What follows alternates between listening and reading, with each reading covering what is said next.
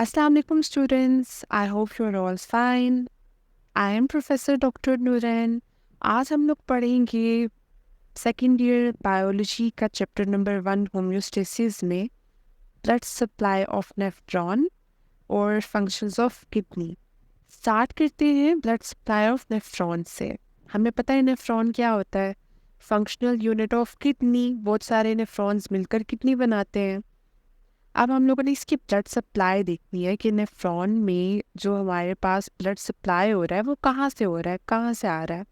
Renal artery kidney में enter होती है हिलिस के पॉइंट पर।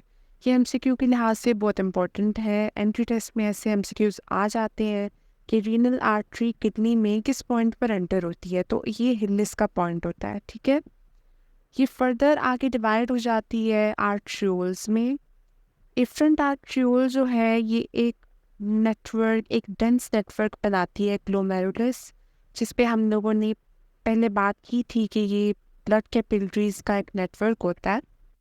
जब ये आर्ट्रियोल लीव करती है ग्लोमेरुलस को तो ये इफ्रंट आर्ट्रियोल बन जाती है। इफ्रंट आपने याद रखना है एग्जिट से, E for exit, E for efferent. Okay, efferent जो एंटर हो रही होती है, इफ्रंट जो एग्जिट करती है। एफ्रंट आर्ट्रियोल का डायमीटर ज़्यादा होता है एज कम्पेयर टू इफ्रंट आर्ट्रियोल। इस वजह से ग्लोमेरुलस के अंदर जो है वो हाई प्रेशर होता है as compare to other capillaries. अब जो इफ्रंट आर्ट्रियोल है ये हमारी एक्सटेंड करती है और ये एक नेटवर्क बनाती है कैपिलरीज का, जिसको हम पेरीट्यूब्यूलर कैपिलरीज कहते हैं। अब ये जो पेरीट्यूब्यूलर कैपिलरीज होती है ये हमारे डीसीटी और पीसीटी दोनों को सराउंड करती हैं। डीसीटी और पीसीटी क्या है? Proximal convoluted tubule and distal convoluted tubule. अब पेरीट्यूब्यूलर कैपिलरीज का फंक्शन क्या होता है? न्यूट्रिएंट्स एंड ऑक्सीजन प्रोवाइड करना रीनल कॉर्टेक्स को। रीनल कॉर्टेक्स कौन सा रीजन होता है? जो कि आउटर रीजन ऑफ किडनी होता है।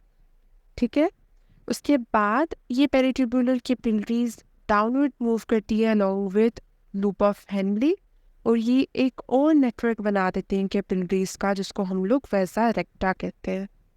अब जो ब्लड है वो वैसा रेक्टा के थ्रू पेरीट्यूब्यूलर कैपिलरीज सिस्टम से होते हुए रीनल वेन में एंटर होगा और वो वीनस सर्कुलेशन का हिस्सा बन के किडनी इसको लीव कर जाएगा थ्रू यूरेटर्स। नेक्स्ट हमारा टॉपिक है फंक्शन ऑफ किडनीज। अब आपको कोई भी फंक्शन अगर किडनी का याद नहीं आ रहा ना, तो आप ही 2 पॉइंट्स ज़रूर हमेशा याद रखना। Firstly filtration, filtration of blood.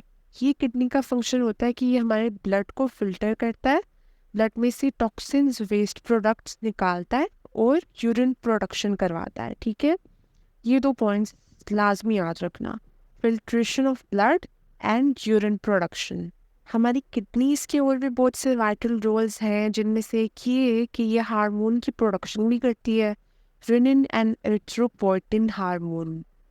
ठीक है, जिसकी वजह से ये एक एंडोक्राइन ऑर्गन भी है, बिकॉज ये हार्मोन्स की प्रोडक्शन कर रहा है। रेनिन हार्मोन क्या करता है? ये मेंटेन करता है या बैलेंस करता है ब्लड प्रेशर को।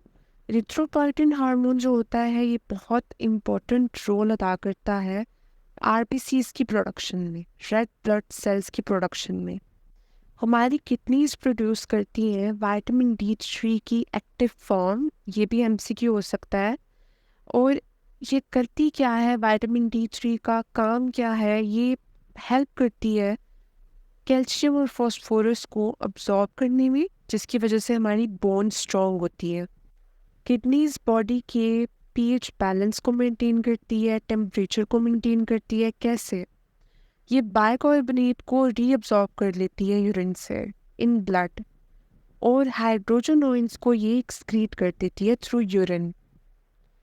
किडनीज वाटर बैलेंस कैसे करती है? It depends on the external temperature या एक्सटर्नल इन्वायरमेंट। जैसा इन्वायरमेंट होगा, गर्मी सर्दी, उस लिहाज से हमारी किडनीज जो है वो यूरिन प्रोड्यूस करती हैं, कंसनट्रेटेड और डाइल्यूटेड। अब यूरिन प्रोडक्शन होती कैसे है?